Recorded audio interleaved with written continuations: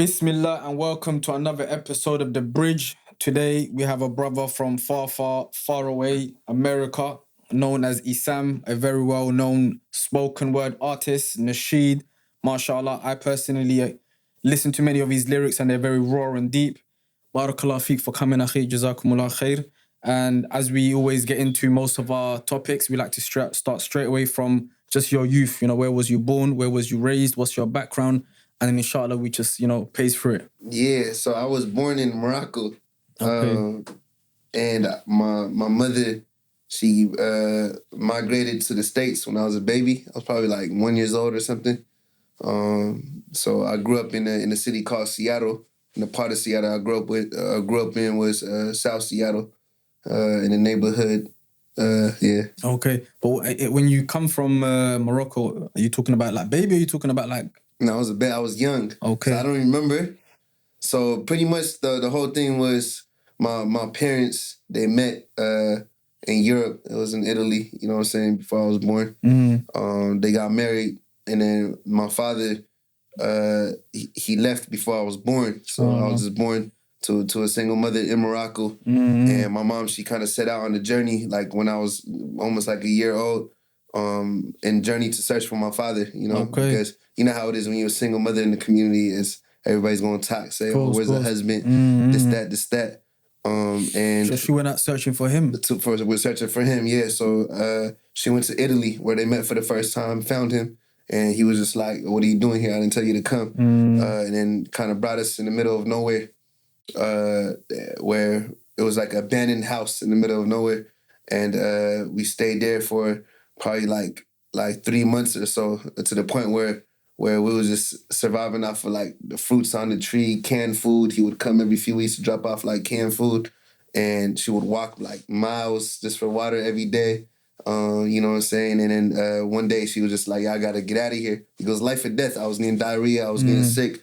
So she went to this community center. She came across this community center of nuns. You know, the nuns. Yeah, Christians. And then she told them about the situation. And she had a sister in my city, in Seattle. So she got a ticket, went straight to Seattle. She had like a couple $100 in her socks. Showed up, at this address that she had. You know what I'm saying? And then from there, pretty much was homeless in the city for like the first period of being in America, single mother shelter. It got to a point where we was even participating in like Sunday church, and my mom was like, some of the earliest words that I ever spoke was imitating the animals in that farm in the middle of nowhere in Italy, like imitating the pigs. And my mom used to hit my mouth and playing with the rats and whatever. And then the second words I've ever spoke was like hallelujah, and there's different things you would hear in Sunday church.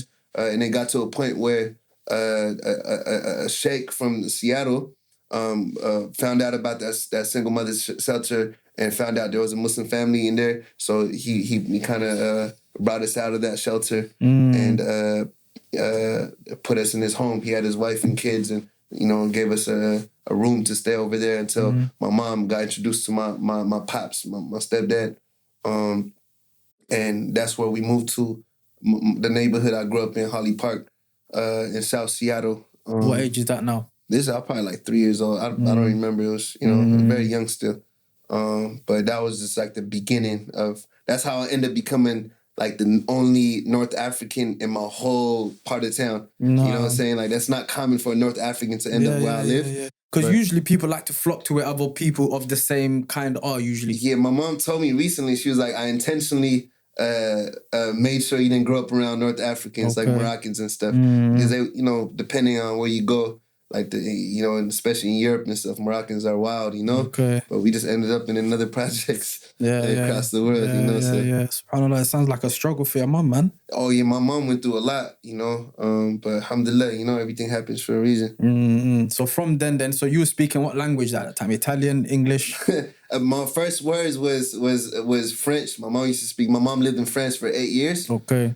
So the first words like that I spoke was French, but as of right now, like growing up, I only spoke English. English, okay. I never spoke my mother's tongue. I never spoke even French. I don't speak French, none of that. But just, you could imagine as we was moving around, like I'm being introduced to all these languages, right?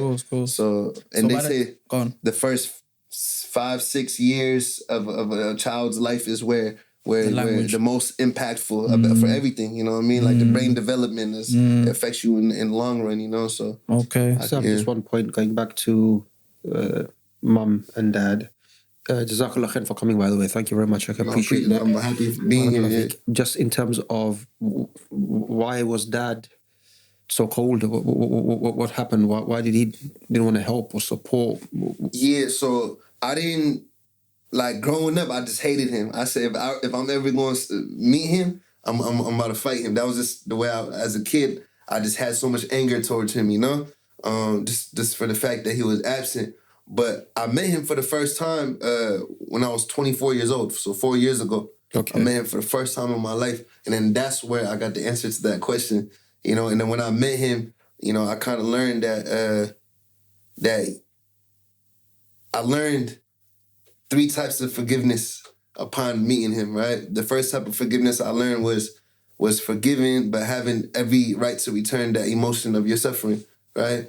So I was cold towards him, you know what I'm saying? When I met him, I was just like, you know, like the first hour of meeting him, I snapped at him, like I yelled at him. But through just kind of like being with him, you know, I remember he would be so like excited to introduce people to me. Like, yo, I'm Hadha Ibni, this is my son. He was in Egypt where I met him because my father's from Egypt. Okay. Right? But I didn't know I was Egyptian until I was 18, right? Until I looked at my birth certificate. And he was shy of introducing you to others? You know, he was excited to introduce me. Yeah, kind of like, because I'm kind of seeing that side of, like, you know, like a father being excited to meet his son for the first time. In my mind, I'm just like, I just want answers, you know?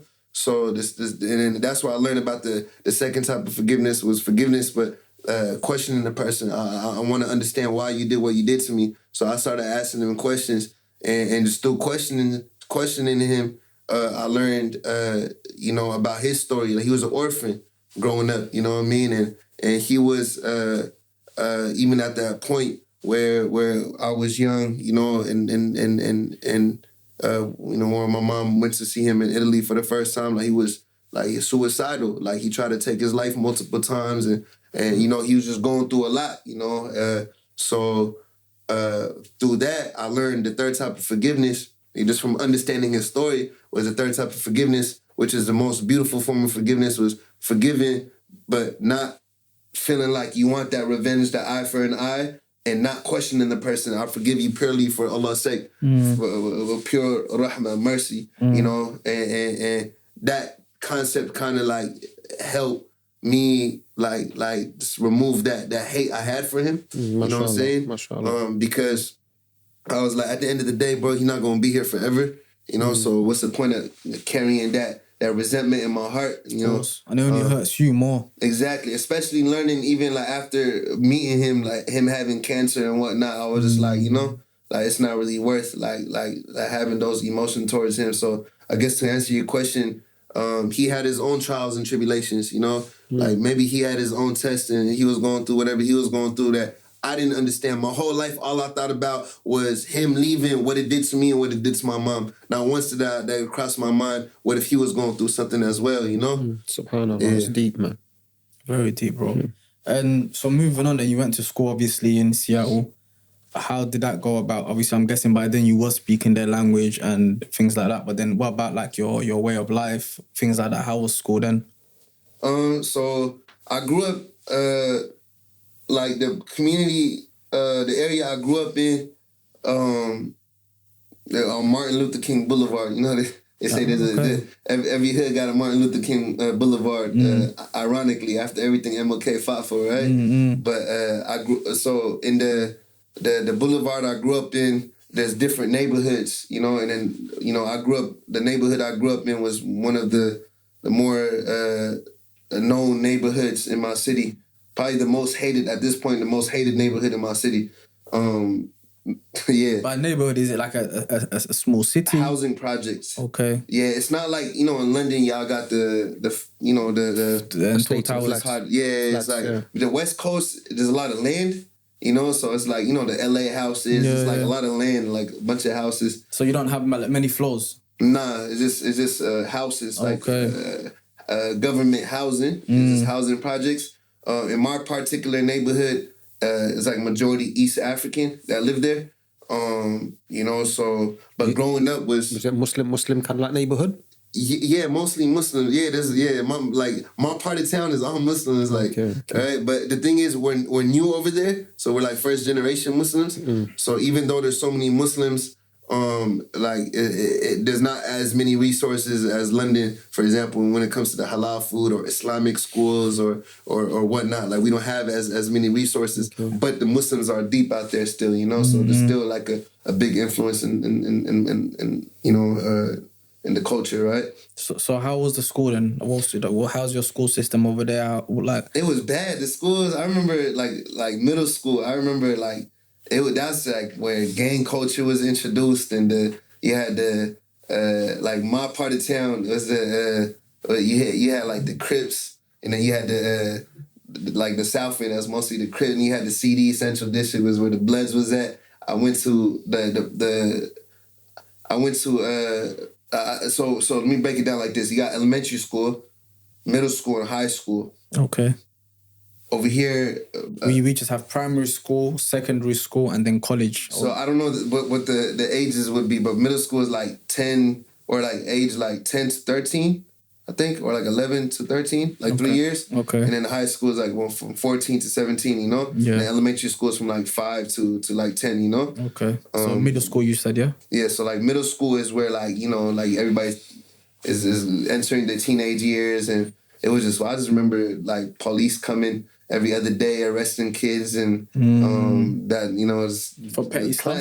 Colors was a big thing. I remember kids coming to school getting jumped in gangs and flags, and the drug culture was being introduced, and whatever the case may be. You know how it is. It's just that's like where the culture's first introduced as a younger person. But it really like high school is where, like, you know, once you get to that 14. That's where like everything you do is starting to become official. You know what I mean? So yourself at that stage, finishing was the middle school, and then going to high school, Deen side, the Islam side, or, you know, more so, were you involved in anything which you could say, look, it wasn't really Islamic? I didn't. So in middle school, I didn't even like obviously, like, we went to the mosque and stuff growing up, right? And like we knew about Islam, but it was not really like, I still remember like Islam was not a big part of my life at that point, you know, right? Like I wasn't praying, I wasn't, you know what I'm saying? Like, what's that called? I was doing things without knowing what I was doing was wrong. You know, I was just living life, right? It got to the point where like I was telling you, like, we was learning about like Darwin's theory, and I was believing it. And I'm like, okay, yeah, this is how, you know what I'm saying? Like evolution and all of that. Evolution, all that. I'm like, yeah, I'm believing everything that I'm learning. You know what I'm saying? So at that time, I was just kind of like this. I was just living how everybody else around was living. You know. You know, everything that everybody was partaking in, it was just a part of the culture and the customs, you know? Did you feel let down by the community that they're not teaching you about Islam, or was that more your own decision? No, it was just kids growing up. We're just having fun and going through life. Like, it was just not, like, it was not really, like, a conscious thing. Like, I wasn't aware of what was going on. I think at that time, we're just going through so much in our own personal lives and so much trauma. And there's so many like emotions that we're just kind of navigating towards, like anger and all these types of emotions that like we don't know how to deal with. Like, we're just kids just trying to express ourselves, you know? So, but I remember like one of the crucial parts of my life where I started to just kind of becoming conscious of God was when my mom got sick and she went to the hospital. This was like when I was like 13, 14. The doctor gave medicine to my mother that she was allergic to, and she went into a coma. And mind you, I'm the only child, so my stepdad will be at work all day, so I would just be outside every day, all day, right? I just running around through hopping on random buses and just enjoying life, just going through life, right? But I remember that was the first time where I used to raise my hands up and just pray to God. Like, I was like, yo, God, get my mom through this situation, you know? Because I seen her go through so much in that particular time. Like, doctor put a trach in her neck, you know, breathing machine keeping her alive. And I'm seeing this whole transition, and I'm visiting her at the hospital, you know what I'm saying? So I remember just like that was like such a traumatic experience, on top of going to school and like feeling like I was just on my own. You know, it's like nobody was there to really support me. You know what I'm saying? So I remember like being in the middle of class, and I would have these like this chest pains. I'm young. I don't know what I felt, like this breathing problem. Like I would struggle to catch my breath. So I would rush to the nurse's office, and I'd be like, "Yo, I can't breathe," you know. And the nurse would just like tell me this, you know, put your feet on the ground and inhale, exhale, focus on my breathing. I didn't know what was going on, right? But little did I know, I was having like anxiety attacks, little panic attacks, you know.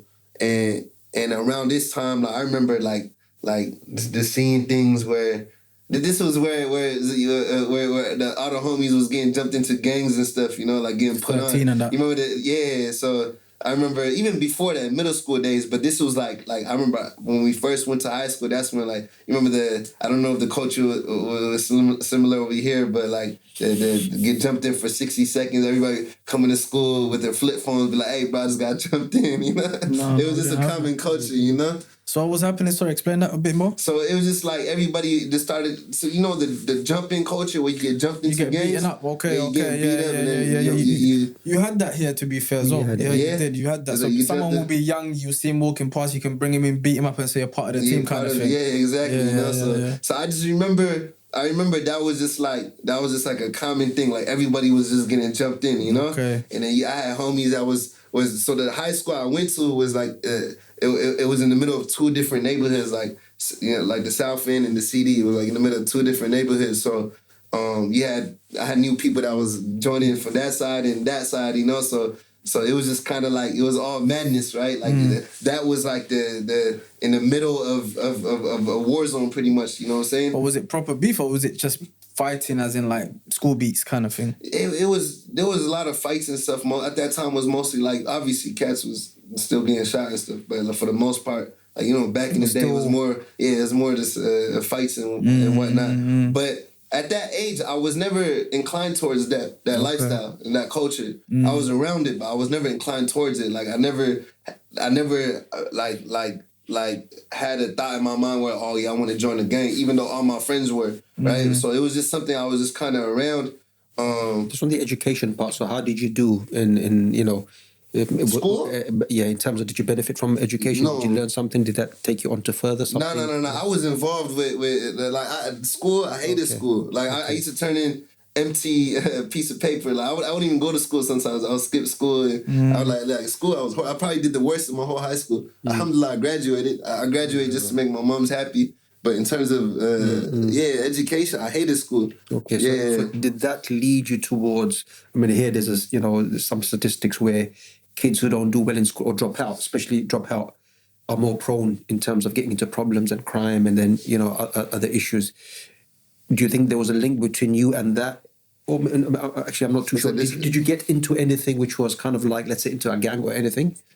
No, after high school. I never joined the gang. Okay, but I've been affiliated just through where I'm from, you know. Okay. But it's not like the way I look at it is just like my neighborhood and where I grew up, I take pride in.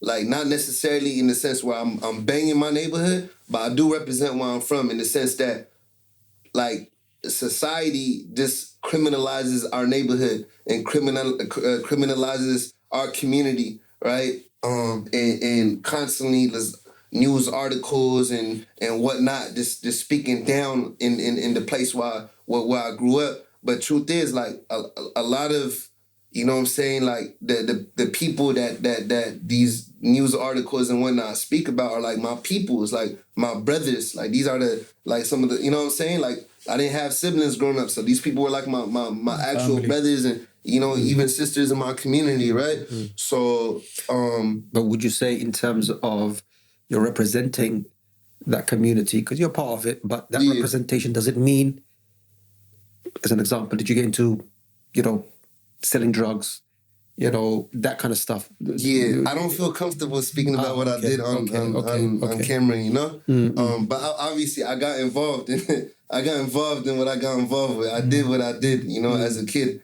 But and just like everybody else, But I did become a product of my environment at an earlier age, But because my mother got sick, I had the maturity. I had to mature at a younger age. You know what I'm saying? Like I had to make smarter decisions at a younger age. And by essence, I was always a creative. I was always making art. And I always looked for ways to express myself in a positive way. You know what I mean? Because at the end of the day, what it is, like initially, like growing up in our communities, because we all go through what we lose friends. Not growing up without our fathers and all of the experiences that we grew up in that stems from poverty and whatnot, like we're constantly trying to look for an outlet of expression, right? And sometimes the only thing that we know is what's around us, like in the drugs, the alcohol, and the opiates and whatever the case may be. Yeah. But these are all just kind of like substances just to numb that pain, and that's the only thing that we know, right? Because imagine going through so much to the point you take substances to kill yourself. Like it's literally a form of suicide, 100%. So unfortunately, that's the only thing that we know, and that's the only thing that we're introduced to. I was around everything you could think about, like every type of drug you could think about from a very young age. And I had older homies and whatnot that introduced me to this and offered me to get involved in being a part of whatever the case may be. But, I just, from a younger age, I just wanted to, I didn't, even when we spoke about, me and the brother spoke about earlier, where I grew up was a little different, right? In the sense that I remember when I was 14, my whole life up until the age of 14, I was in public school. And then there was an Islamic school that opened up in my community. It was like the first Islamic school. But this Islamic school was pretty much where like all the bad kids went, right? Just to be straightforward, like every parent that was stressing about their child, like they're going to this Islamic school, So unfortunately, like a lot of us that went to this Islamic school, like the good part about it, alhamdulillah, we learned about the deen, right? But the bad part about it is the Islamic school closed down. Like it was not even open for so long. And when it closed down, like a lot of us that left that Islamic school, even though we learned the deen within that period of time, and it was the first time I learned how to read the Quran, the first time I learned how to pray. Like this Islamic school really did so much for me and the people around me. But still, a lot of us that went to that Islamic school, after we left the Islamic school, we got deeper into the streets. We got caught up even worse than how we were before that Islamic school. You see what I'm saying? So a lot of the homies that... What would be the reason for that? What would you say? Why was that the case? It just felt like... And it was not the case for every single person, but a big number, you know what I'm saying? But I can't tell you what the reason is, but I can't speak for everyone, but I can speak for myself. And I feel like the main reason is because, yes, we learned how to pray. Like we alhamdulillah, like we tasted the sweetness of Iman for the first time, and it was beautiful. But we're still young. Our brain is still developing. You see what I'm saying? And we weren't taught how to deal with the trauma that we went through in our life, because we still experienced trauma and we still went through like so much hardship in our life. But especially like as men, we're not taught to talk about our emotions. We're taught to keep that, you know what I'm saying, deep inside, because you don't want to be soft. You don't want to be called a square. You don't want to be clowned up by the homies. So it's just like, yeah, we tasted the sweetness of Iman, but we did not heal from the trauma. We still had trauma, you know what I mean? And we still went through a set of experiences that we did not know how to deal with, you know what I'm saying? Like, we didn't know how to deal with these emotions. So because we didn't have an understanding of our emotions took control of our actions. And so in a way, it's like being in that Islamic school, it felt like we were stuck in a box. You know what I mean? Like it's as if everything that existed in our environment didn't exist. Like, we stepped into like a portal and then we're in like a whole new dimension. And then the Islamic school closes down, and then all of a sudden we're back into society again. Like, you are who you hang around. You're gonna be influenced by your environment. It doesn't matter. Even if we learned about the deen, we learned how to pray, and we were taught every positive thing that you could be taught. Like we were still a product of our environment. And, you know, we're still influenced by you know, everything else that we knew. So one thing is, I think sometimes, you know, parents, especially when they send kids to Muslim schools, they think it's a quick fix. Yeah. And sometimes in Muslim school also, it's like, you know what, it's like sometimes even in masajid, they have madaris or madrasas and so on. It's like, okay, I'm going to leave them to the masjid or the school, and you know what, the teachers are going to do everything. Yeah. Not knowing it's not just the school or the masjid, but everybody needs to play a part. Yeah. The other thing was, I think something that, you know, you touched on, about, you've mentioned it before, about emotional, I think, intelligence. What did you generally, because you mentioned it, I think. We spoke about, but even I was going to ask first, the question was, you see, sometimes we speak about trauma, but before I give my analogy of trauma, whatever, what trauma are you kind of talking about? You're talking about the fact that you was in the streets seeing, I don't know, maybe a friend has died, or maybe the fact that you went through what you went through with your mum. Is that the kind of trauma you're talking about, or what? Everything that happens within the process of a child's brain who's developing. Everything you've experienced, you know what I'm saying? And one particular element could be that. It could be losing a friend, you know what I'm saying? To in a sick way, through violence. It could be like being a fatherless child, you know, not having that father figure in your life. It could be having abusive parents. It could be whatever the case may be, you know, being surrounded by drugs, you know, at a younger age. Everybody has a unique experience, you know? Yeah. But for the most part, like it's just any type of traumatic experience that, you know, that somebody goes through in their life, you know, and everybody has a different one, right? So in that, see, for me, because you said you've traveled, right? Yeah. For me, the battle is, you see, like I can't talk for I can't talk for all of the West, but say, for example, you've spoken about where you're from, and I can speak from where I'm from. Yeah. And we've all been through certain things or whatever. But then when I go to certain other countries that are third world countries, that in essence, in my perspective, I would say probably go through worse than we went through, because they have actual poverty, and their actual poverty is, if there's no food today, there is no food today. You know, if my father's left, and I ain't gonna see him for years, and all that kind of stuff. But for them, there is no such thing as drug dealing. There is no such thing as gang banging. There is no such thing as, let me steal from my neighbor, let me shoot someone down.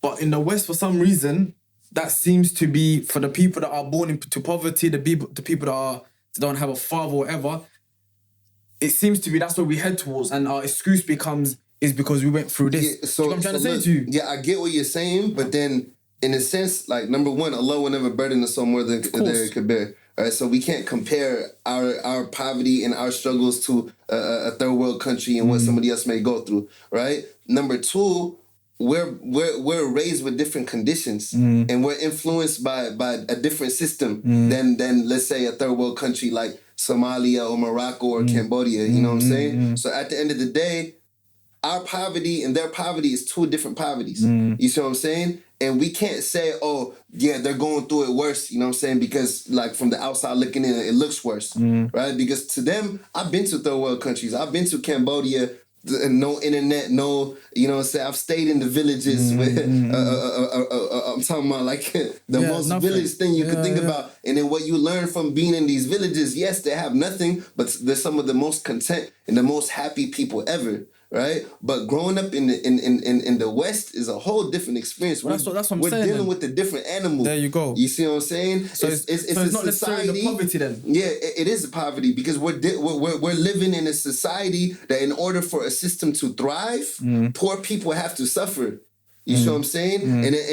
And poor people are suffering. You know, under this system that's being operated in the way that's very intentional. You see what I'm saying? The poor have to continue to become poor in order for the rich to become rich. You see what I'm saying? So your argument is more of a systematic. It's systematic poverty rather than a natural poverty whereby the country's poor and everyone's poor. So everyone culturally our poverty. I'm talking about the poverty where brothers is getting booked for a crime that they commit, whatever, or didn't commit, whatever the case may be, because of the condition of that society. They get booked, they go to prison, they come out, they want to change their life, but they can't change their life because if they want to go back into society, they can't because nobody's going to want to hire them. You see what I'm saying? So they have no choice but to turn into back to that lifestyle that they know, the only way they know to get money, you know, and another reasoning could be, you know, like, let's just say, for example, somebody does want to change their life, but they got ops. Then they go pull up to the mosque, they pull up to the masjid,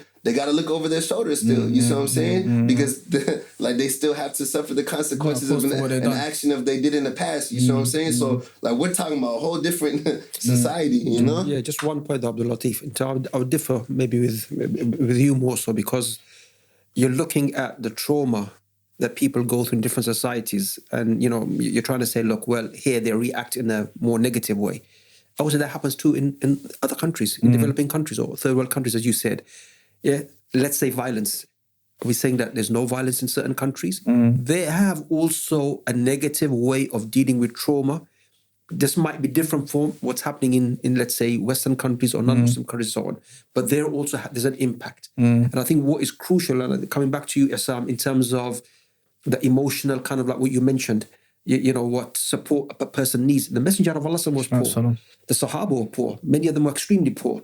But there was a network of support from a community through Islam, through the Messenger of Allah, that made them react in a very positive way. Did you find that in your journey? You know, and the majority of the dwellers of Jannah come from poverty as well, right? So it's just like there's nothing negative about coming from poverty or coming from a poor backgrounds, you know what I'm saying? But I think it's understanding like the system as a whole and why it does, and then why people react in the ways that they react, right? Because if we can't understand like the problem if we don't go to the root of it, you know what I'm saying? Like we could cut the branches, but the tree's gonna keep on growing. But we go to the roots and we cut the roots, then we understand, okay, this is where the problem initially comes from, you know? So at the end of the day, if I were to be asked if I could exchange my community and the way I grew up with any other place in the world, even if it meant growing up in a wealthier household in a better part of the town, I probably wouldn't, right? Because everything happens for a reason, and then the place where I come from is what made me who I am today. You know what I'm saying? And I think the most beautiful thing that comes with my community is despite all of the trouble and despite all of the people that we lost in our community, you know what I'm saying? We have such a strong, tight-knit community, you know what I mean? And I'm talking about like these are people that I consider my family. You see what I'm saying? Like even though like I didn't really grow up with my blood relatives, you know, I didn't grow up with siblings and whatever the case may be, some of my family members were the people that I grew up with in my community. You see what I'm saying? So in a way, it's like if it wasn't for these experiences, like I probably wouldn't have turned to faith. I probably wouldn't like see the beauty in community. You see what I'm saying? So to answer your question, on that point as well, Essam, you mentioned you know, in terms of the Muslim community there, support. You know, it's a blessing for you to be there. I mean, I came across some statistics in terms of the population of Muslims in Seattle is 1%, maybe 60, 70,000. In all of Seattle, maximum they're saying it might be about 90 or 100,000. So that's a small community. We're all bunched up, yeah. It's all bunched up. You also mentioned, someone asked two things, the support that you got or generally people, youngsters get within the Muslim community in Seattle, but more so you mentioned something about, you know, your ops pulling up to a masjid. Again, I'm maybe jumping to conclusions, but I'm thinking Muslim and Muslim. In your neighborhood, was there kind of like, how do you say, beef, you know, problems within young Muslims? They're beefing one another, they're fighting one another, they're kind of like shooting one another. Was that happening? Yeah. Okay, why? What was the reason? And there's a lot of details that I can't really discuss, but yeah, man, like it's just I would say very similarly to London, parts of London, you know, like the same reasons, you know, like probably a situation might have been between two individuals. They was beefing, and then homies start getting involved. It don't matter if your homie is Muslim or not Muslim. Like if you're from that part of town, then you're gonna rock with brothers from that part of town. If you're from that part of town, you're gonna rock with brothers from that part of town. Was that always there, or is that a recent? I say in London, especially in South London, that was not a phenomenon. Yeah. Muslims, alhamdulillah, had a sense of unity. I would say in the last maybe 5, maybe slightly more, 7, 8 years, it's changed. I would say the same, around the same time period. That's when that became more like... Why? Why would you say? I think it's because the sense of identity was lost. Like initially, like when you look, okay, we're first generation, you know, we're like the Muslims in London been here for so many generations, right? For us, we've been there for one generation. We just, like, our parents just came to America, like the Muslims in Seattle. So when you look at, like, just the history of the States and, like, what it was built off of, it was built off of stripping the identity of you know what I'm saying, the people, truthfully, you know? When you look at the, you know what I'm saying, just like the, you know, Black history and, you know, African Americans in the States, you know, how the last names were stripped away from them and the ancestors who were enslaved, it's like there was a big percentage of them who were Muslim. You see what I'm saying? Even religion was stripped, and then white Jesus was put on the you know what I'm saying, the walls.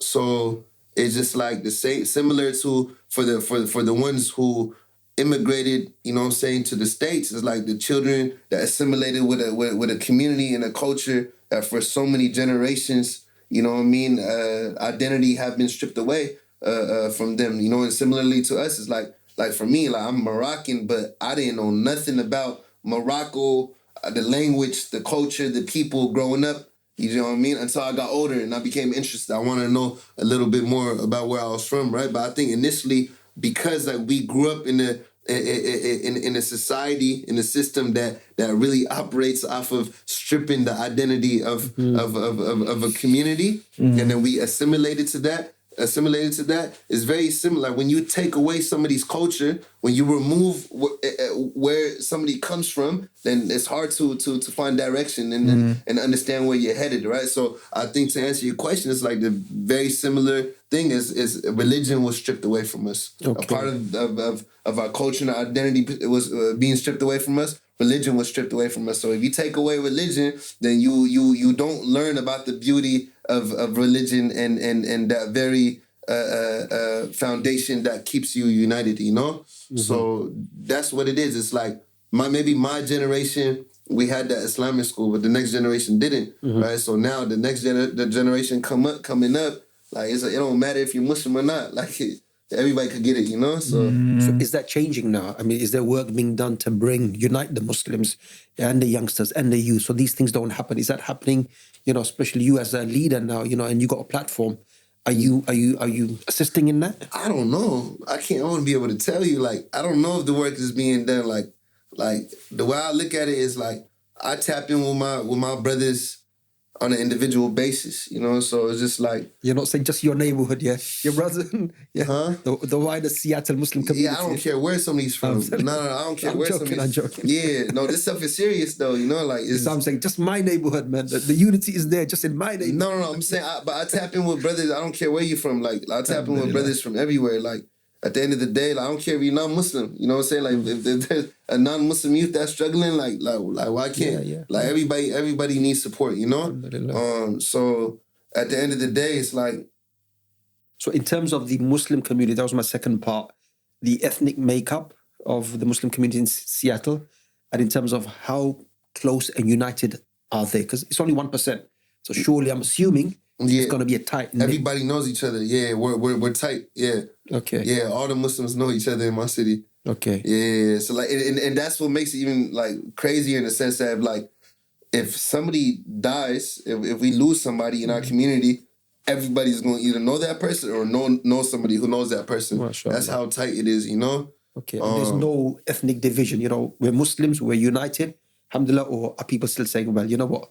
He's from Morocco and I don't know, because I didn't really grow up with my people, so I don't like, I kind of grew up with everybody, so I think like if you want to compare it to London, yeah, we don't really have that division. Like London is pretty like divided, you know, but because y'all got like a huge population of different Muslims, but in terms of my city, it's just like I definitely.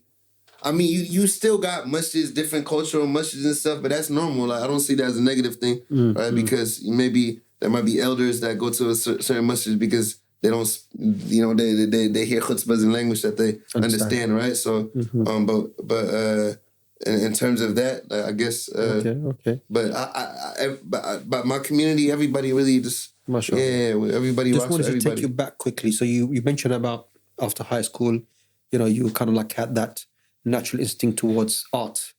Yeah. What did you get into after high school? What kind of, are you talking about music? Are you talking about, you know, acting? Yeah. So I get like high school, like I graduated from high school to like 1.5 GPA. And mind you, the lowest you could get is 2.0. So I got below, right? So I like school, I hated school. And the highest is 4.0. That's the GPA system. So GPA, what does that stand for? Grade point average. Oh, okay. That's the only thing I learned. When you asked me, I was like, what does it stand for? You had to think about that. Yeah, I had to think about it. But then, so school was not a thing for me. Like, I was not going to go to school because I got a 1.5 GPA. No university will accept me. Like, my grade is too low. So I took a break. I remember I just took a break. Even, like, when I had to graduate from high school, I had to write a letter to the district. I had to be like, I'm getting my life together. After I graduate, I'm about to go do car. I used to love cars at the time. I'm about to do auto body work, and I had to convince them that like I have a vision for the next 5-10 years. I'm saying random stuff just so I could graduate. It's finessing, really, you know. So and I had to go to night school and do all sorts of stuff in order to graduate, just to catch up on my credits because I had failed for the last few years. So I graduated. And after I graduated, I remember graduation felt so good. I felt like to this day, it's like one of the best experiences ever. I see my mom cry, happy, you know, tears of happiness for the first time after she used to cry, praying that I would change my life around, you know. So that just kind of like it felt like a huge accomplishment, you know. But I went to, I took a break and I went to this community college. It was just like, you know, for the ones that don't go to university or the ones that just want to go to like one of the low-level colleges. So I went to community college and I just started going to school, like not knowing like what I want to do in life. But throughout this whole time, I was making music and I was just, I used to pull up to one of the older homies' house and then, you know, he just kind of like give me instrumentals and I used to just kind of just write with him and just, all right, so... it was I was just around the arts. I had a clothing line at that time. You know, I was just trying to find a way, like, because before that, like, I remember I was always a hustler, you know, so I just wanted to have a clean hustle, right? For the first time in my life. So I started selling clothing. I used to love graffiti. So I used to draw, I put some designs on the shirt, and I just started selling shirts around it. This is right after high school. Remember, I used to pull up to college with a duffel bag. What age is that after high school now? It's like 17, 18. Okay. Yeah, so I used to pull up to college with like a duffel bag, and then I used to just sell shirts, like 3-4 shirts every day, like, you know, just build it, you just build that clientele. Yeah, so I was in school just for my own benefit, for my own, you know, meeting people, building clientele, going to the studio, free studio access. So I was just trying to just find a way, you know. So how come even then you was trying to be legit? Why not still go through the path of the streets? Because I had at the end of the day, the Islamic school I went to still put that fear in my heart, like of just wanting to do good. You know what I'm saying? Like, I didn't want to do anything wrong. I didn't want to hurt my mom anymore. Like I said, my mom got sick at a very young age, you know? So at the end of the day, I just wanted to do good for my mother, you know what I'm saying? I didn't want to do anything that was going to make my mother suffer any more than she was already suffering. Right? So she was really the main source of me wanting to do good, you know? So, that's what it was. So in terms of, you know, from there, you're into music, you're making music, you're hustling, you're selling stuff. What was your relationship with Deen at that time? And when did Deen become more of a major influence in your life in terms of, okay, I'm making salah, I'm reading Quran? When did that happen? Yeah, so it was after high school. So I had that period, like before high school, it was like right before high school, up until before I went to the Islamic school, where I didn't really have the Deen. Like the Deen was not like something that was a part of my life. I went to the Islamic school, I learned the Deen. I left the Islamic school, I slipped up, and then after I went back to the public school, I slipped up, and then I graduated, and then I had this period of I had a very dark period of my life where it was just my whole life was just going downhill. My relationship with my family and just everything I was doing was just making my parents angry. So I had that period where I was like, man, I gotta you know what I'm saying, like Fix up. Mom Dukes is already suffering enough. I can't see her suffering anymore.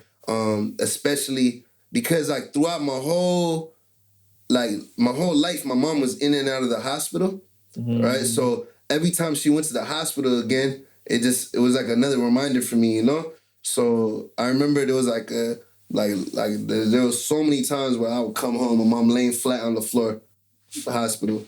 You know what I'm saying? So it's just like there was so many situations where I see my mom go through it, and I remember like there was a particular time. It was after high school where I came home and my mom she fell down. She broke her leg, right, and because of the essence of her disease, it just made the whole situation worse. Like she wasn't able to walk again ever since that situation. But I remember when she fell down, I remember coming home one day and thinking that was it, like she was just gonna die. So I told her to say her shahada repeatedly, and that was I had another moment where I just started praying to God. I was like, Ya Allah, take my mom out of the situation, and I promise I'm gonna change my life around forever this time, bro. Like for good this time. So I had a lot of those moments, like the human heart slips, bro. It sways. There's moments where we might be going through it, and we ask Allah, like, I want to change my life. Take me out of the situation. I'm gonna change, and then you change, and then you slip up again, in another situation, you slip up again, right? So like that's I can't. It's very difficult to pinpoint a particular moment where like, oh yeah, I changed for good at this point right here. I think. Would you say each stage you was getting better? Yeah, I think each stage I learned how to exactly. You know what I mean? Like I learned how to be more firm in just the way I was maneuvering, because I think it's within the essence, like the human, like what the word derives from the one who forgets. We always make mistakes. We always gonna slip up over and over again. But I think like the trick of the shaitan is to make you feel like that slip up, that guilt. You're not worthy of doing good anymore. But the fact that Allah gave me a chance to change all those times, it just shows like the mercy, you know what I'm saying? Like I'm still alive. I woke up this morning, I'm still breathing, I still have a chance to do better and then change my life around, 100%. So no matter what, and that's, I heard also like one of the people who was guaranteed Jannah is the youth who grows up on the religion, right? And there's so much, and I feel like the wisdom behind that is just like once you learn, like we learn religion at a young age. Right, and that's why I was telling you when we learned about Roadside to Islam and whatnot, we really resonated with that because we learn religion at a young age, and this still applies to a lot of my brothers right now. It's like no matter how much we strayed in life, we always had a turning point. You know what I'm saying? We're always gonna have that period where we're like, okay, like let me fix up. You know what I'm saying? So that seed has been implanted and it sits there. Yeah, once that's in your heart, then it's forever. You're always gonna have that those turning points in your life. So like when you ask like, okay, why didn't I just do like what the only thing I knew? Because if like truthfully, the only thing I ever knew was drug culture. You know what I'm saying? And just the whole gang culture and whatever the case may be. But it's like in my mind, it's like from what I was taught, that seed that was planted is like, I can't live my life like that. That's wrong. Yeah, that's the end sooner or later. You see what I'm saying? So like, I've already, you know what I'm saying, I've already got all these reminders from the elders and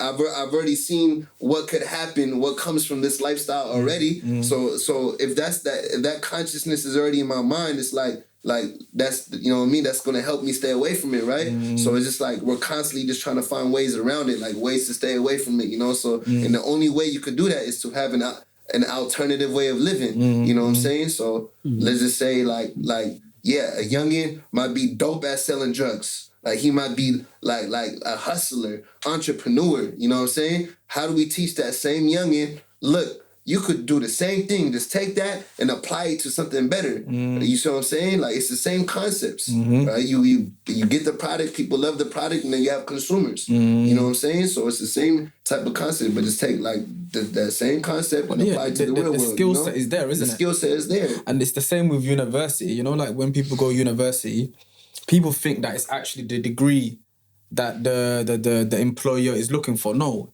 he's looking for the transferable skills. What did you learn whilst you was trying to do the uni thing that I can take and put into my business? Yeah. There's many people who are engineers, but they become something else. There's many people who wanted to become, I don't know, doctors, but they can become something else because the process of learning shows you're a person who is dedicated to a path. You can put your head down. And it's similar to the roles. You know, I always speak about this, that the same systematic thing you used to do, waking up early, getting a line, all of this kind of things you used to do, it's the same in business. You'll be the first person to wake up, the first person to email clients, the first person to put up a marketing page.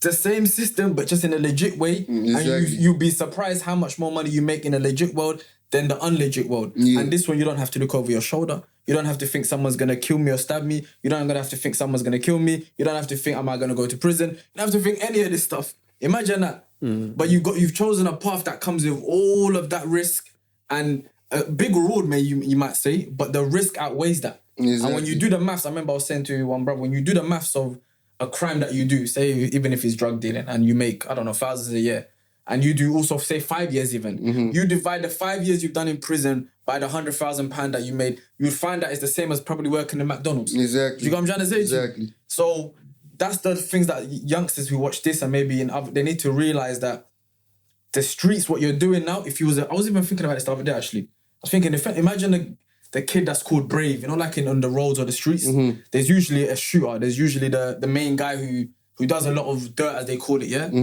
You would be classed in our world, in a legit world, like a brave person, a courageous person, because you're the person who's at the front line, you're doing all that stuff. That same mindset, you could be an army person, you could be a so-called police officer if you believed in the system, but you could use that same courage and bravery in different forms is my point. Do you know what I'm trying to say? You apply it to the real world, you that's know? It. That's it. Either way, it's the real world. And so that's what you've done, you're saying, basically. And really, bro, it's just like, I'm not going to lie, alhamdulillah, like Allah protected me. Like, I was able to maneuver, even when I was young and I was wilding, I always moved in a smart way, like to avoid trouble. I've always got my way. I slid out of situations, you know. So you never been in prison? Alhamdulillah, I've never been, and that's at the end of the day, bro. That's something to be proud of. And it's like people always think like where I come from is like more the statistically. You're more likely to go in. Exactly, right? So for me, like to be able to avoid it, and what really motivated me to move smart is the fact that if I don't make it home that night, nobody's gonna help my mom. And I physically helped my mom since a young age. You know what I'm saying? So not to get into like what it is personally, but it's just like if I'm not helping my mom, then no one else is. Nobody else is gonna help my mom, and then she's probably not gonna be able to wake up in the morning. Right? That's a blessing in disguise, right? Man. I've seen it. So for me, it's just like, and there was nights where I probably thought I was not gonna make it home, you know. But alhamdulillah, I made it home, you know, by the blessing of Allah, you know. So I'm just moving on from your kind of like making music and getting into music and hustling. When did you decide? Okay, you know what, music is not my thing. I want to do the sheets without music. When was that journey? It never happened overnight. I just remember because the way I was introduced to music was through drugs, right? Like, not in the sense that like me doing it, but seeing the people, I'm gonna say the people that introduced me to music pretty much showed me the only way to elevate your creative process is to take a stronger form of drugs, right? So in my mind, I'm thinking, okay, I can see why music, and as a kid, like my thought process as a kid, I see why music is haram now. right? Because I'm just looking at it like that. I'm looking at it through that lens. I can see why music is wrong, because the only way that I'm seeing people elevate in their creative process, like become more creative, is to try different types. I'm talking about all types of. I'm not talking about weed. I'm talking about other types of drugs and stronger forms and stronger forms. And I'm like, hold up, like that don't make sense. Like that means like so. I'm linking creativity with drugs. Right? So there was a point in time where I was like, yeah, I'm done. I can't do music anymore. And I was like, let me do poetry. You know what I'm saying? So I started doing poetry, right?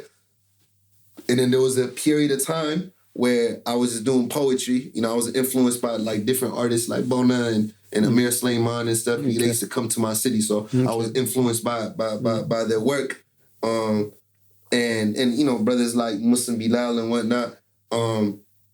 But so I had the music phase, and then I started doing poetry. And I remember I went to this spoken word event, and then it was like a couple white ladies came up to me after the event, and then there was like, yeah, you know, there's this one event that takes place, you know, in this venue right here, where I feel like it will suit your style a little more. You know, it's talking about a hip hop event, right? Okay. And I'm like, man, there's a reason. I mean, I'm trying to do poetry, like you know, in a way, it was kind of disrespectful. It's like you're not really, you're not a poet. You're not welcome here, right? Because I was doing poetry, but I was still like, I was still rapping. You see what I'm saying? Yeah. So I remember there was a moment where I realized that this poetry thing is not really for me. Like I can't do this poetry thing, right? After she knocked you like, no. I remember that. I'm like, I was like, I didn't know if I should take offense to that. Or are they trying to be nice to me? It was kind of a little passive, you know? But anyway, that was just a random thought and story that I remember. But I remember I went to, I was telling this brother right here, when he was getting to know me for his personal reasons. So I was joking. When I was taking notes. When he was taking notes on me. But I remember in 2015, I went to Cambodia. My stepdad's from Cambodia. Okay. So I went to Cambodia. My friend was in Malaysia. And he was visiting his mom. I went to go visit him in Malaysia. I was like, then I seen Amir Sleiman post on Facebook. He was at this event called the Ilm Arts Festival. You know, I'm like, oh, this is dope. Like, I went to the website, a bunch of Muslim artists, like you had like all the Muslim artists you could think about on the lineup. Like, not only performers, like painters and boxers and what's that called? What's that one Nasheed artist named Mashadi Al-Fas? Is that yeah. I thought I think Nasheed as well. Yeah, he was there. Amir Khan, the boxer, was there. Muslim Bilal, Amir Sleiman, Kamal Saleh, Bona Muhammad, the brother Faye. Like all these. Imam Shakir wasn't there, no? No, he wasn't there. There was professional chefs. You know what I'm saying? They had no music there. That's I was on the music one. Yeah? He was on the music. I was in the music one. Yeah. He's on my case. Don't worry. I'll get him back. Trying to get him. But, you know, so I remember I was 21 years old, and I was like, let me pop up to this event. I went to this event, and I remember, like, being so inspired and impacted by the event that... Did you take part in it, or you were just kind of like a... No, I was just an audience member. Okay. I was just, I didn't even know that, like, these type of events exist. Okay. Right? And it was so innovative, right? In the sense that innovative, is that okay word to use? I'll skip back. I'll snap brother there. No innovation here, bro. Can I use that word? No innovation here. Go on. Innovative in terms of creativity, right? Yeah. They had a particular performance called The Box. It was an artist named Erso Ali from Birmingham, right? He, you know Erso Ali? Muhammad Ali. Yeah, Muhammad Ali. And then Muslim Bilal, he had woke up in this box. It was a glass box, right?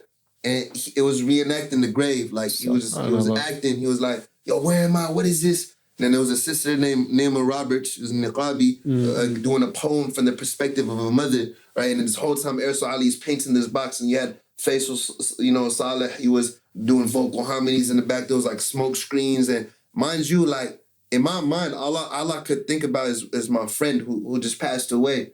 And I'm just thinking about this situation because, you know, like one of my close friends, he passed away, and then I've engaged with his mother. I've seen his mother, like, to the point where, like we would have conversations and she would break down halfway through the conversation, walk away. We wouldn't even finish the conversation, right? Just because I would remind her of her son, you know what I'm saying? So when I seen this performance, that's all I was thinking about. And I remember it impacted and penetrated my heart so much to the point where when I left that event, I went back to my city. I didn't miss a fajr at the masjid for 3 months straight, right? MashaAllah. And I was impacted so heavily by a creative performance, right? And then I'm at the same event, I seen like Muslim Bilal perform for the first time.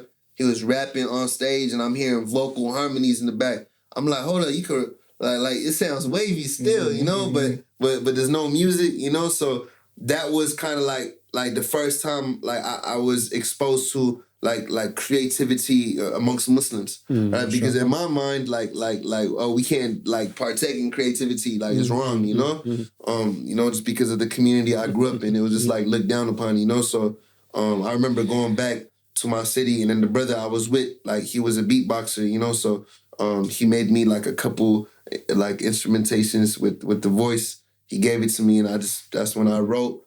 I didn't even know what a nasheed was. Like, I didn't even I knew the Arabic nasheeds, but I even till now I wouldn't even call my work nasheeds because it was never like, hey, I want to be a nasheed artist and then record and then put on YouTube. It was just a young kid. I was a young kid that was just going through whatever I was going through in my life, and I just wanted to express myself. Right, so that's when I recorded my first piece, "The West Is My Home." Yeah, I wanted to ask you about, because one of the brothers on the Bridge team, he sent me that nasheed. Yeah, and so I listened to what you know. It's kind of like deep. Yeah, you're questioning. You're questioning yourself. You're questioning the environment. Everything. It's like everything. It's like the whole system. Like I said, from the health industry to the schools and the prison, the music and science intertwined. Like I forgot. I think that's how the line went, but it was so long ago. But just like questioning every system, from the health industry, from what I see my mother go through, to the music, to the school to prison pipeline, like every aspect and every element that impacted my community in a negative way, all the way I looked at it was like they all work together, you know what I'm saying? It's all and that was your first one. That was my your first one. Major kind of like yeah, so I put that out there, and then that was when like that was really the start of where the journey really, you know. I put that out there, and then I really disappeared for like a year. I was never consistent, you know, with it. I just kind of put it out there. And in terms of after that, you know, you've done something on Palestine, on Philistine. Yeah, that was like 6 months ago. Okay. Yeah, that was the Free Palestine piece. Yeah. You know, you and the global ummah, how do you feel, you know, with the struggles of the Muslims globally? So for the Free Palestine piece in particular, I never had like intentions to make a piece on Palestine. Okay. Right? Because it like obviously when the issues arise anywhere in the world, you're gonna have like people just gonna hop on it, yo, let's do this on you know what I'm saying? Like here, the George Floyd, listen, we gotta make a piece on Black Lives Matter. Palestine going through, let's make a piece on Palestine. So it was never one of those pieces. It just kind of came out like, I remember it was my brother Petty Pro. He was like, yo, we got to do a piece on Palestine. Like he's like, I don't feel right like being an artist, and then we're not gonna like use that platform to speak up on these issues. So he brought up the idea, right? And I told my moms, and then I remember I was like, yeah, I'm about to go to the studio with Petty and then to do something on Palestine, right? It was just, you know, a small conversation I had with my, it was not even that a big conversation. She was like, yeah, your grandfather, she used to say, when he used to say, my great-grandfather, this is in Morocco, he used to say, when Palestine calls, we must answer her call. And mind you, this is before social media, before technology and stuff, right? So in my mind, I was like, okay, this is personal. Like, this is within my own family, like this message that got passed down. So that's how the chorus, when my grandfather used to say, when she calls in, we always got to answer. Free Palestine till it's backwards. That's literally how it came about, you know? So for me, it was just personal. It's like, like it's almost like I got to honor the legacy of my grandfather, my great-grandfather, right? It was passed down, so I had to do a piece on it, right? So that's how it kind of came about. It was more organic, rather than like... So to me, in terms of, you know, just the platform you have, the skill that you have, the artistry that you have, that needs to be used for Like what you mentioned about whether it's Philistine or whether it's questioning certain things that injustice that we face as Muslims or others. But the platform needs to be used by brothers or sisters that have that platform to bring about change, to challenge injustice, to bring about positivity, whether it's for youngsters, whether it's for Muslims or non-Muslims. Are you doing that with your platform? I mean, to be honest, I mean, like, what whoever listens to my work, like, you know what I'm saying, like knows what the content and stuff I touch up on. For me, it was just more so like it was a form of expression to understand myself and help me navigate right through society, right? Because like so when it comes to like the content that I remember consciously of me touching up on was more so like cultural preservation, right? The storytelling, you know, and I like a lot of my earlier works kind of spoke about, you know, the topics that you mentioned and even like the you know, I feel like I was more intentional about touching up on like the problems that in particular affected my community, and is more so because I felt like I had no choice but to do that, right? Because it was like my loved ones, you know, who were being affected, you know what I'm saying, by the problems that were affecting my community, and like you just have no like when you know what I'm saying, like when you lose somebody, right, or when you see somebody going through it, you know, and these are the people you with on a regular, you know, basis, you know what I'm saying? So it's just like I got no choice but to do this for my peoples. Like this is, you know what I'm saying? Like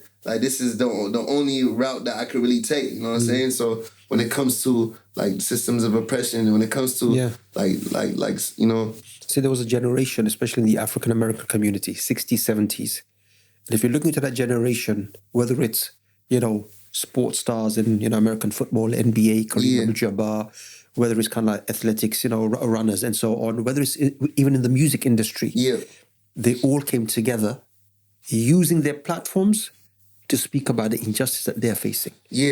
I would like to see, look, Muslims who have a platform use their platforms, you know, for that purpose as well. It's important.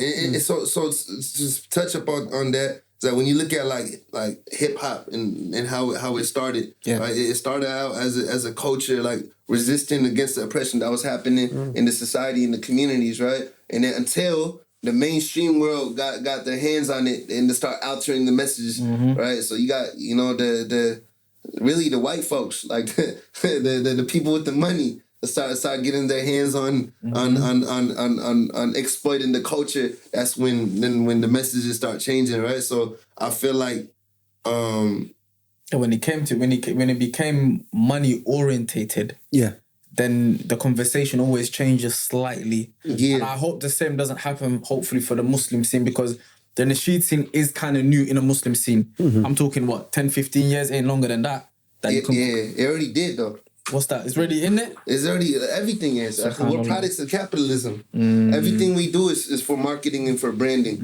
You see what I'm saying? That's why for me, like me as an artist, that's why I don't like being called a nasheed artist, for that reason. Like I'm not like, don't like, you know what I'm saying? Like forgive me, you know, I know you call me nasheed artist, but in the sense that like in the general sense, right? Because it's really, it all goes back to like you said, is this business at the end of the what's in the sheets? Is this gonna make somebody more comfortable listening? Oh, it's okay. Abu or auntie or mama is in the sheets. You can listen to this, right? But it don't matter if it's knocking or whatever the case may be. It could have the same impact as music, right? Because you also have what's that called?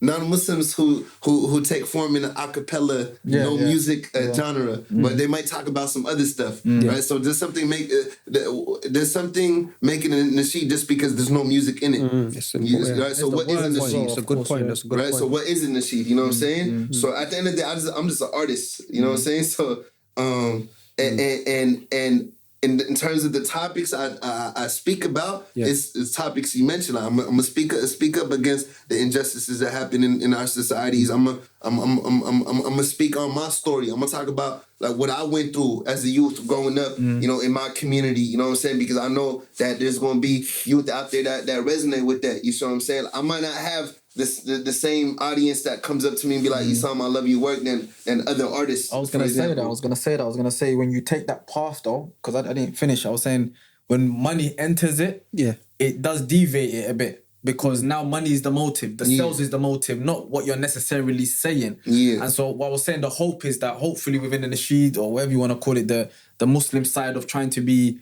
modest but still trying to give some form of entertainment to the Muslim community, that we can still talk about goodness, positivity, justice.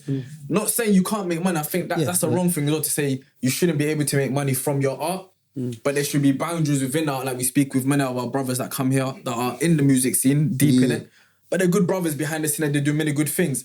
So that the aim is more do your art, but let it be that it speaks for goodness. It speaks. So you were just about to say about the whole money thing. Doesn't it impact you money-wise then when it comes to you speak about what you speak about and you don't get, say, a large audience or a vast... Brother, people don't rock with me to begin with. The Muslim community does not, like, I'm not the favorite artist that you're going to book for an event. Okay. Why is that? Why is that, Essam? I'm a rapper. Okay, so within the Muslim kind of like framework. No, like you think, bro, like I'm the. They don't call you for like. Bro, I'm gonna be honest. I don't know, for a wedding or something, no. I get never. For me, I get around because I'm a hustler. Yeah. I know how to network. I know how to maneuver. I know how to build relationships. I know how to. You know what I'm saying? That's not I just know how to. That's a positive thing. I know, it's not a negative thing. I'm not saying a negative. I know how to set up events. I know how to. I've learned this. Like I've applied things that I've learned growing up in my community, and I've applied it to the world, right? But I'm not gonna be that artist that you book for an Islamic event. Okay. I'm gonna be the last resort in the whole Muslim industry, right? I just happen to be here. I don't know how I got here. You see what I'm saying? I just choose not to use musical instruments. Like, I just create everything that I create is a cappella. That's the only reason why I'm here. You see what I'm saying? And your words are powerful as well, though.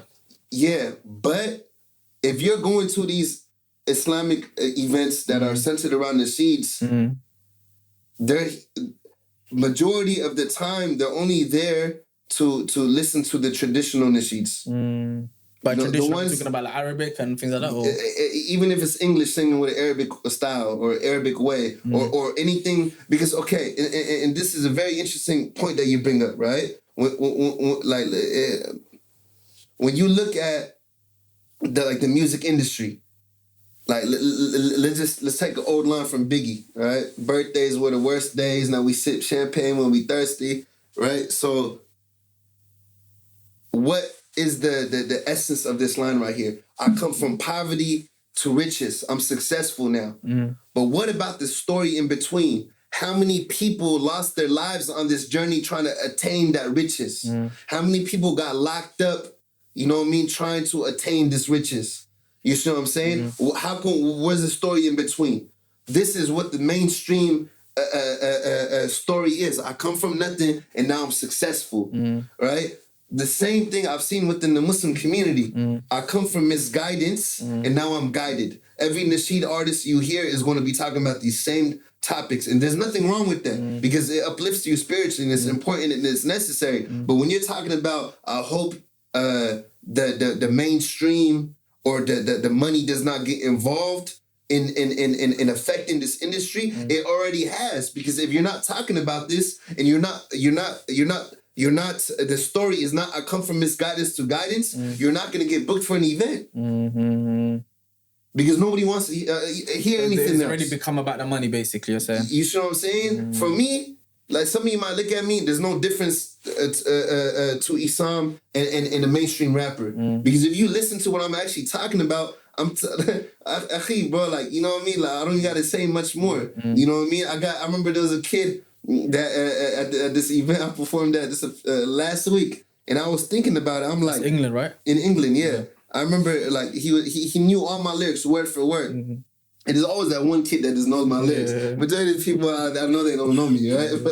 But So this kid came up to me and he started singing my lyrics, and I started singing it with him, and it was from a recent piece, and it was just like don't want to be caught in the cycle with drugs and violence. Paranoid, looking over my shoulder, gun on my side when I'm riding. And I was like, well, this kid is an 8-year-old kid that probably going to Dixie, and you know what I'm saying? Mashallah, his parents is taking care of him and whatever the case may be. But I make the song rated R on purpose. I make, like, even though I'm not cursing, I'm not promoting anything negative. More for adult I'm just ears. telling the story, right? And I even had like sheikhs and stuff, like, you should make stuff that's more for kids. But I'm like, if you hear what I'm talking about, I'm not promoting it, but I'm telling the story. What is the story? This is the reality. Yeah. Like being in my community, and me stepping outside of my house.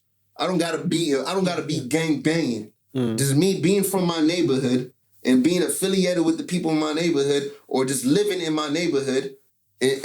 Any car could drive by at any moment and just start busting at you. You see what I'm saying? So this is the reality of my community. So as an artist, what do?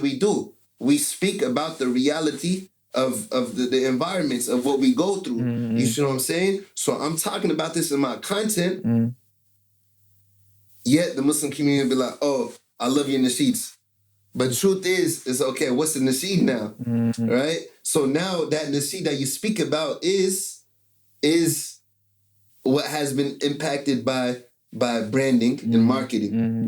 Money has impacted and affected it, right? Because there's a specific content that needs to be addressed within your work in order for it to be called nasheed, in a certain way you approach it, right? The only reason why I stay away from the music is because of what I learned about it. You see what I'm saying? Right? But in terms of the content I'm talking about, it might just be like any other rapper. Right? I don't know if that makes sense. No, it does. I would say, I mean, everybody has their target audience. You shouldn't say, look, okay, you know what?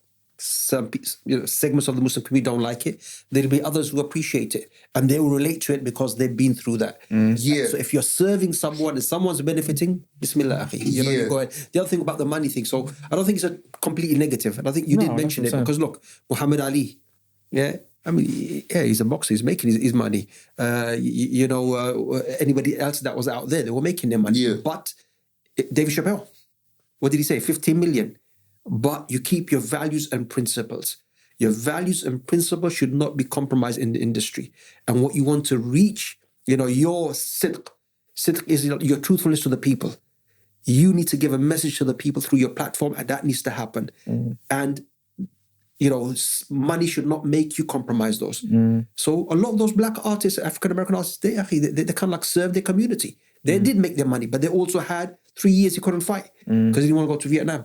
So he kept his principles and values and so on. So if you're doing that, akhi, inshallah, and you're making money on the side from it, alhamdulillah, but the main thing should be, akhi, we need to give the message to the masses and change society. And you would have a platform. You have a platform bigger than an imam of a masjid. Imam speaking to 3,000-4,000 people on a Jummah. But you got, hundreds of thousands of followers. They're hearing you more and being affected by you more than the imam. And alhamdulillah, that needs to, it needs to be done, inshallah. No, for sure, man. But yeah, I think time-wise, we're getting nudges because we've gone past the time. But jazakumullah khair. Lastly, because I think there's many things we can go into industry-wise. Obviously, now you're saying you're doing your I don't know what you call it, rapping or whatever you're doing. The sheets. Not the sheets, man. Not the sheets. Now you can call it. I'm just challenging I get what you're saying. I get what you're saying. Yeah. Bro, you refuted me, man. He said, Nasheed. No. I know Nasheed Addis, man. I'm a rapper. Yeah. But just lastly, what we usually like to ask our guest is, obviously now you're an adult, you're a grown man, you've gone through many things, you're looking through the rearview mirror and many things that you've done in the past. What is the advice, in essence, you would give to your younger self at your age today? Man, it's funny, the amount of times I've been asked that question and I always get stuck, but at the end of the day,